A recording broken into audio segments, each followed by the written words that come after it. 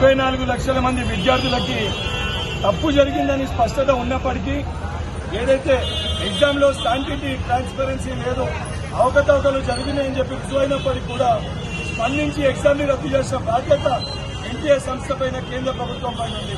కానీ దాన్ని పట్టించుకోకపోవడంతో గత 10 రోజులుగా తెలంగాణ రాష్ట్రానికి వెళ్లి 24 లక్షల మంది విద్యార్థుల ఒక అన్న పాత్ర పోషిస్తూ ప్రతి ఒక్క విద్యార్థి యోజన సంఘ రాష్ట్ర జిల్లా కార్యవర్గ సభ్యులు ఆ తల్లిదండ్రులకి భరోసా కల్పిస్తూ కేంద్ర ప్రభుత్వంపై ఒత్తిడి తీసుకురావాలని చెప్పి అనేక కార్యక్రమాలు చేపట్టడం జరిగింది.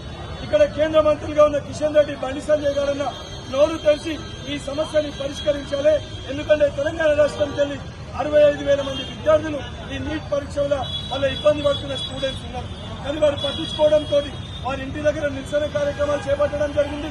పెద్ద ఎత్తున స్టూడెంట్ మార్చిని ఏర్పాటు చేస్తాం. ఈ రోజు కేంద్ర మంత్రి నరేంద్ర మోడీ గారి దిష్టిబొమ్మ దానం చేస్తున్నాం. ఇప్పటికి కూడా స్పందించకపోతే ఏదైతే నిన్ననే ఎన్ఎస్యూ ఆధ్వర్యంలో పార్లమెంట్ కి ఏరోగుడు చేయడం జరిగింది. ఇప్పటికి కూడా నరేంద్ర మోడీ గారు స్పందించకపోతే పెద్ద ఎత్తున ఏదైతే ఇందిరా పార్క్ దగ్గర పెద్ద ఎత్తున అన్ని విద్యార్థి యోజన సంఘాలతోటి ఒక మహాదీక్ష ధర్నాన్ని కూడా ఏర్పాటు చేస్తాం.